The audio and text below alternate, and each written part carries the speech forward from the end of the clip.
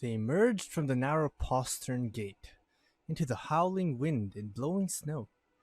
A causeway crossed a shallow wetland beyond the moat, with the stones thickened by the rime of the ice. Rowan had to keep her gaze fixed on the causeway as they led their mounts single file. When they reached the gate at the far end, she was surprised by how quickly the blizzard slackened. She looked back at the castle. Currents of snow swirled above the keep like a rising whirlpool, trying to drag the castle into the sky. She gasped.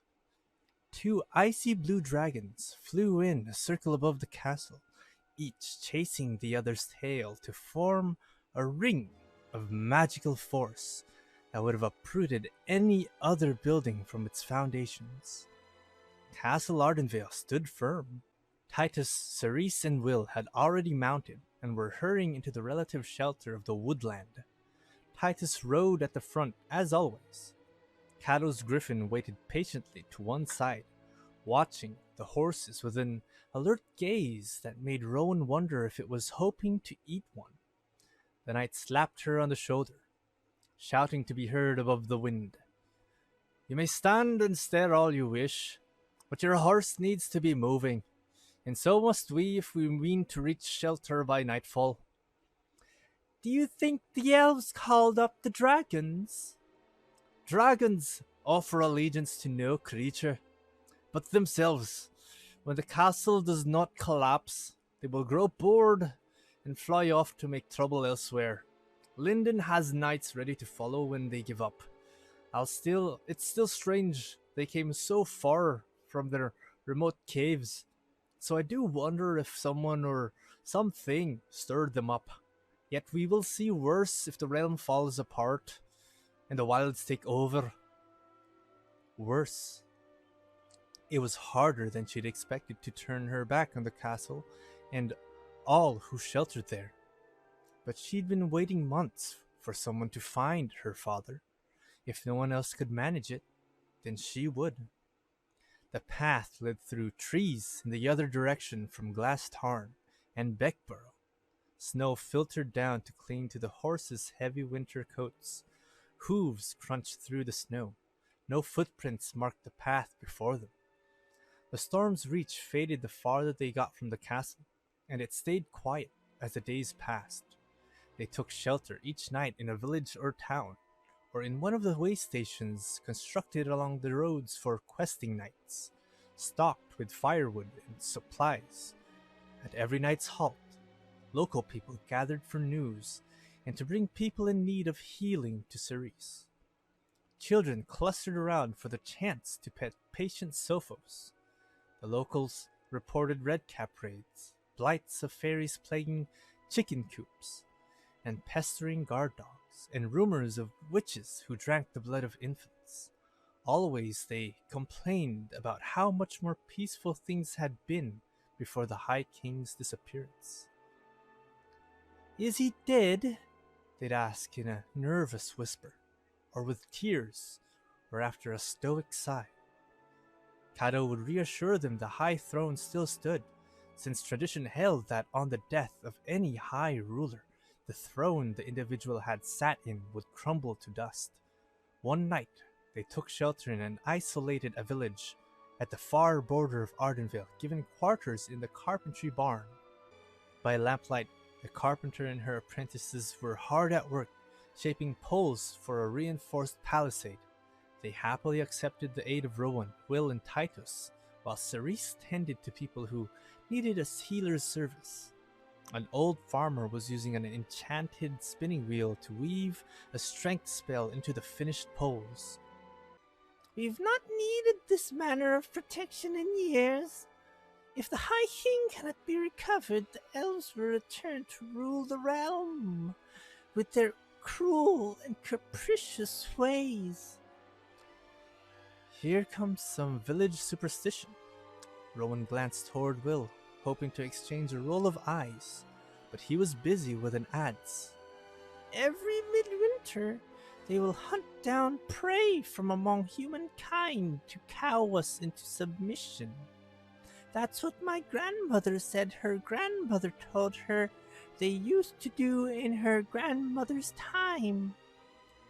That's a lot of grandmothers, said Rowan, as a jest, hoping to move the subject on to something more practical, the way her mother would. The woman frowned, then said at Cato, "These are young sprouts to be sent out on quests in such perilous times."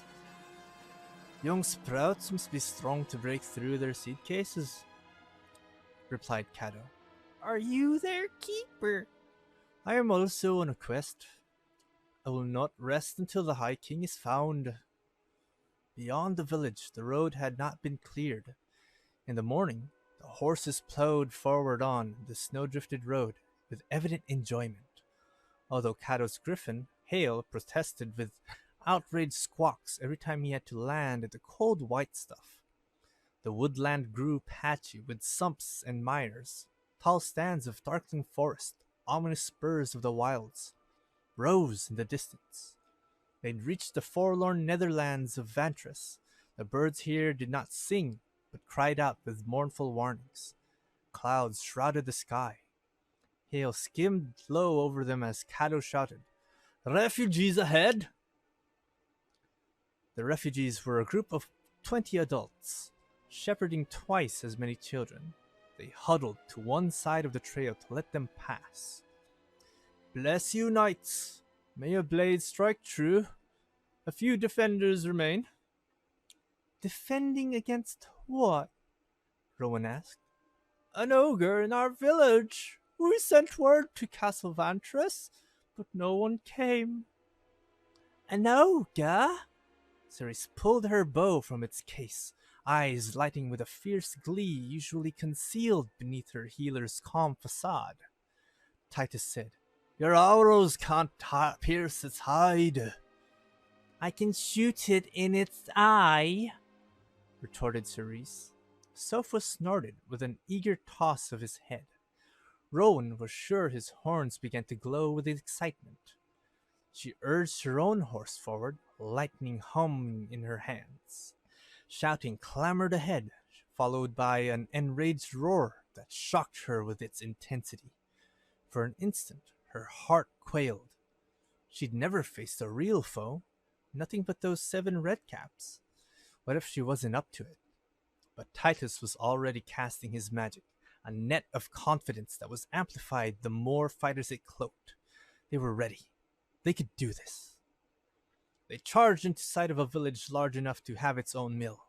The ogre was big and blocky, with a head like a wedge, and standing almost twice the height of a man. With its massive club and meaty hands, it had torn apart many of the buildings lining the main road. It was now bashing at the barricaded entry to the mill, trying to reach a man scrambling up the mill's icy tower wall with the aid of a woman's long, thick braid that he clung to as if it were a rope. She was half hanging out from the open shutters on the highest floor, people holding on to her to keep her from falling out. Seeing the new party riding in, several of the people stranded inside shouted and waved bright banners. The ogre's roar shook the building as it caught sight of Cato. And Hale circling above. Hale was noisy in protest, wanting to land and fight. With the ogre thus distracted, Titus lowered his lance, urging his horse to gallop. Ceres loosened her first arrow in an arc over Titus's head. The shot hit, but bounced harmlessly off the monster's thick skin. With a growl, the ogre lumbered toward them. Rowan shouted, "Will!" He cast the skin of ice over the ogre. She poured lightning into a javelin and cast it. Even though the point couldn't penetrate the ogre's thick skin, the contact was enough for her electricity to jolt through its body. The ogre staggered backward, but with a furious bellow, caught itself and thundered into a run. Titus reached it first. His lance struck low on its chest, then caught in an elaborately braided belt of knives and scalps it wore around its torso.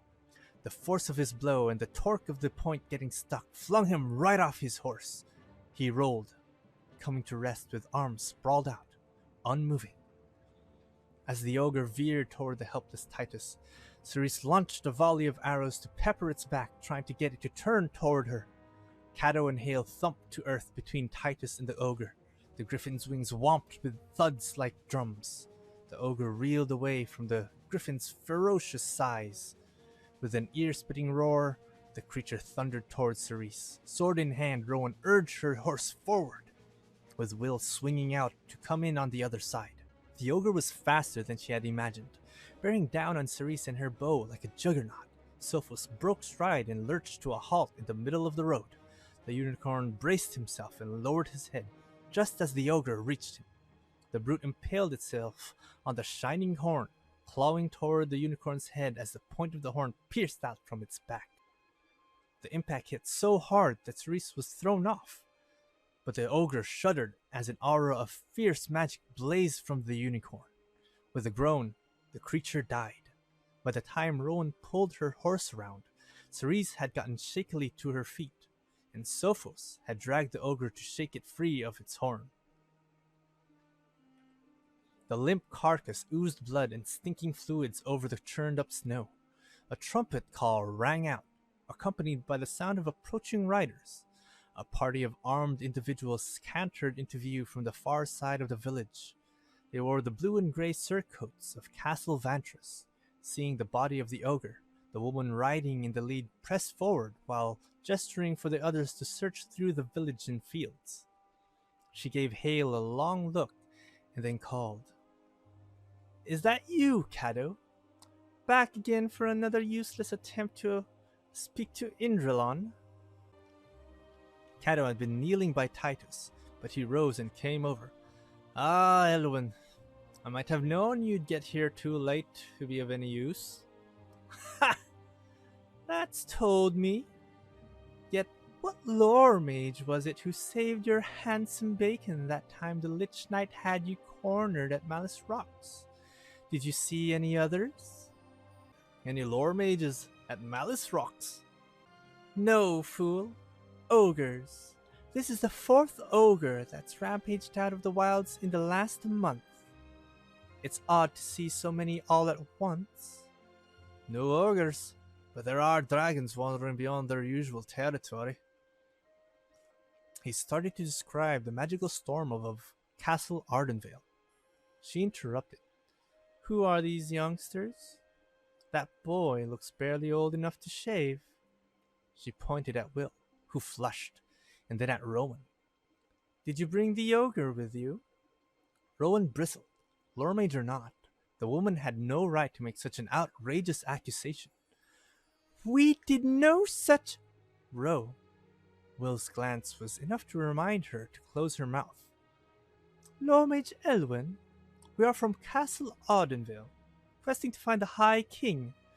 We helped kill the ogre. Why would you think we brought it with us?" She dismounted, and as if reeling in an invisible line, walked over to Will. Her blue and gray surcoat had keyhole shapes embroidered in its billowing fabric, but as she got closer, she saw the cloth was badly worn in spots, carefully mended, a garment that had seen a great deal of adventure. A circlet wrapped her brow, wedged over the curls of her short hair, and she wore a chain of glittering triangular gems around her neck. Most startlingly, a gruesome raised scar wrapped her throat. "I smell a witch's hex in you," she said, inhaling deeply. "It's faint and odd, and it's been overlaid with Ardenvale's magic. Do I know you?" "Why would you know us?" Rowan demanded, liking neither the woman's intrusive manner nor her rude assertion. "We have nothing to do with witches." "Maybe not, but hexes are my particular study. I had one cast on me as a child, you see." "How interesting. You two don't look much alike, but you are linked at the deepest level, as if you share a life between you. Twins, and both hexed. Fascinating. What can you tell me about yourselves?" "We are riding to Castle Ventris to speak to the mirror," said Rowan. She caught Cato's eye and pulled a desperate face. We're in a hurry. It was a pure coincidence we arrived in time to deal a death blow to that ogre. Cerise came to her aid. Law Mage, if you will, please assist me over here. With the pretty boy. Of course. Elwyn hastened over to help Titus sit up. He rubbed his head, trying not to groan, shaking off any additional help he got to his feet, testing all his limbs and his jaw with a stoic grimace. Nothing broken, Cerise announced. His head is too hard to break, said Rowan. Do you need any other help, Cerise? Cerise hurried over to her mount, patting the unicorn's flank. I'll clean the gore off his horn.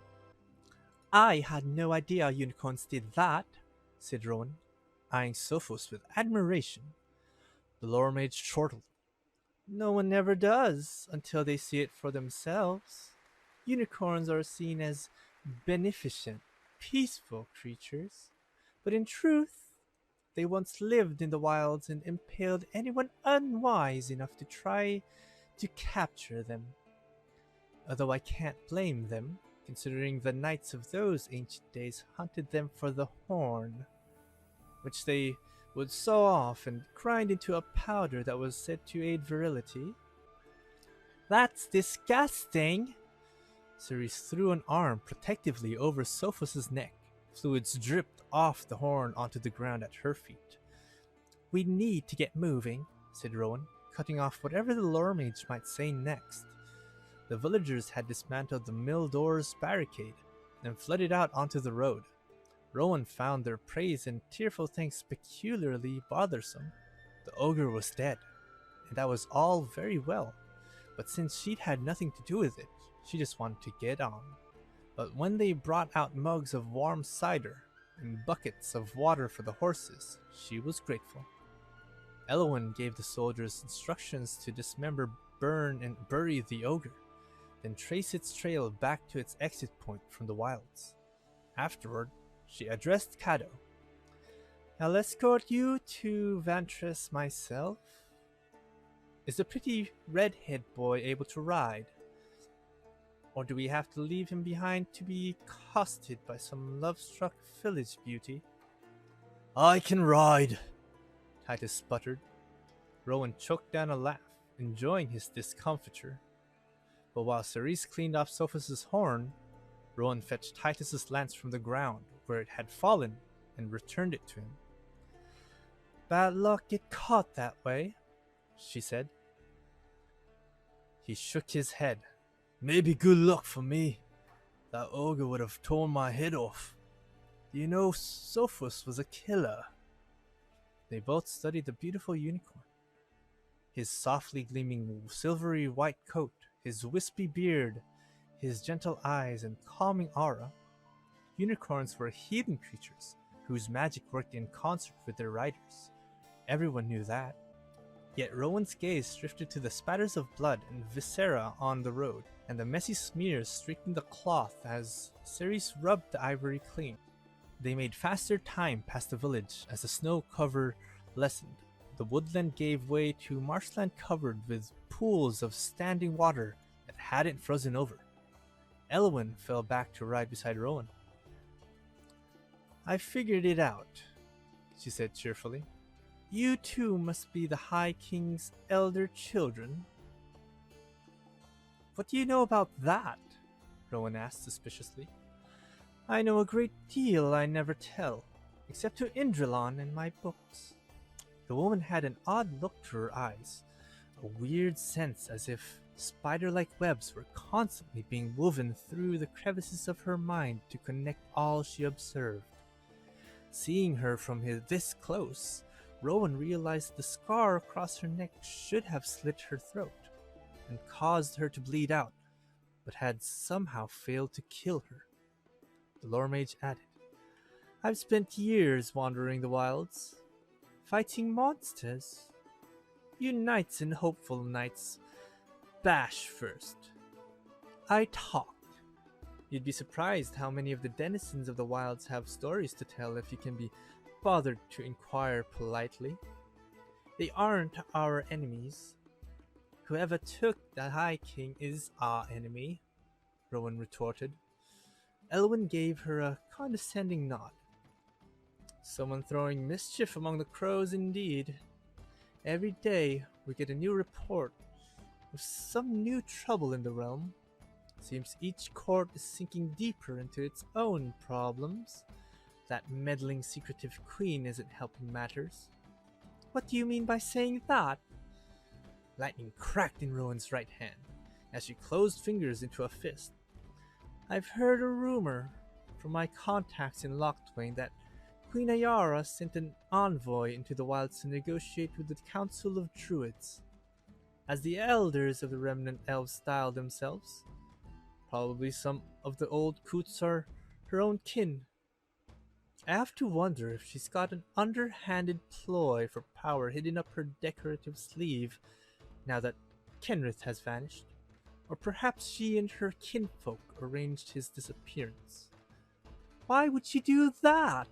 Said Rowan. For generations she's accepted a high ruler's sovereignty along with the other courts. She turned her back on her kinfolk long ago by choosing to remain in the order and harmony of the realm. Turned her back on them, so she claims. But don't people wonder where she goes every midwinter solstice for 3 days? The lore mage swung around to give Will a hard stare. What about you, boy? Will cast a puzzled glance toward Rowan, but his manners kept him on track. I beg your pardon, lore mage. What about me? Don't you wonder about things like that? You have questions in your eyes and a secret in your heart. A bit of a hexed oddling like me, aren't you? Why do you keep saying we're hexed? He asked. I just tell the truth of what I see. Have your parents never spoken to you of this? At their flat gazes, she added, Then it's not my place to say more. But no, I really mean it. If your parents never mentioned a hex, it's not for me to speculate. So, am I mistaken in you, boy? Are you just a basher like your sister? I hope to join Castle Ventris one day, if I can, he admitted, stung by the description and still annoyed by her inflammatory talk of hexes. That would be a useful connection for Lyndon, would it not? Observed Elwyn. I suppose you, girl, hope to win knighthood at Embereth. It's the one knighthood Lyndon lacks. Having her daughter's voice in a position to be heard at Embereth's council would be convenient for her, especially if the High King is never found. Rowan was too stunned by this blunt speaking to respond. I'm not saying I think that's how things are. I'm just warning you. I've heard talk in Ventris' halls. The woman smiled, as if she had accomplished the planned disruption of their equanimity. Then she dropped back to converse with Cerise. Rowan fumed. Mother has done nothing but labor her entire life to make the realm a more secure, peaceful, and just place. Rumors like this are how she's repaid.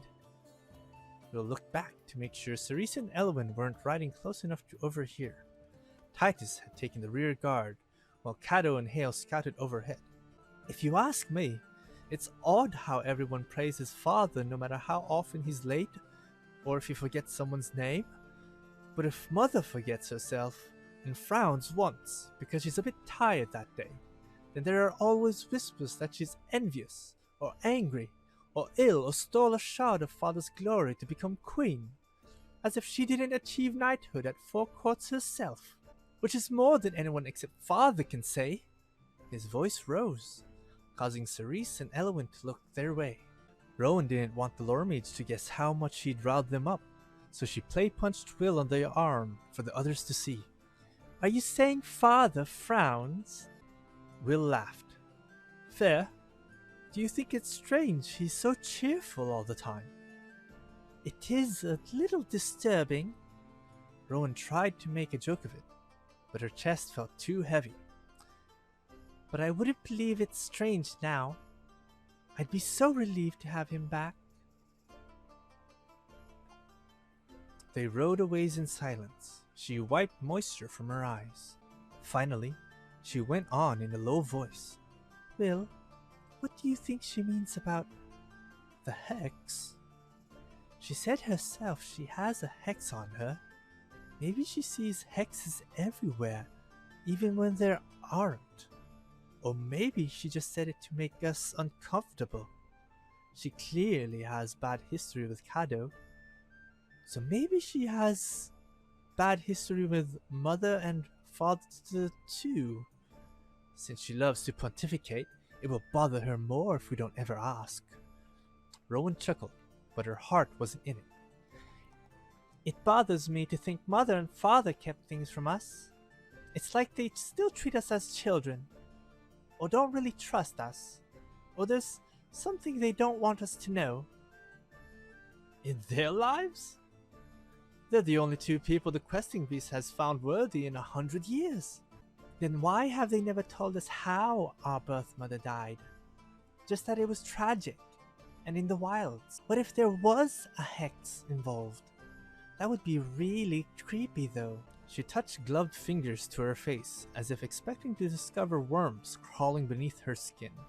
It began to drizzle. Kisses of ice on their faces.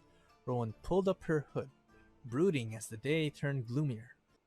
The once tall and noble trees of Ardenvale's grand forests and woodlands grew snarled and stunted as dry ground gave way to murky ponds and noisome bogs.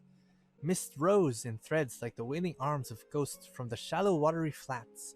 Ahead loomed what at first glance looked like a spiky stone hill streaked with pennants of bold sky. They had reached Castle Ventris.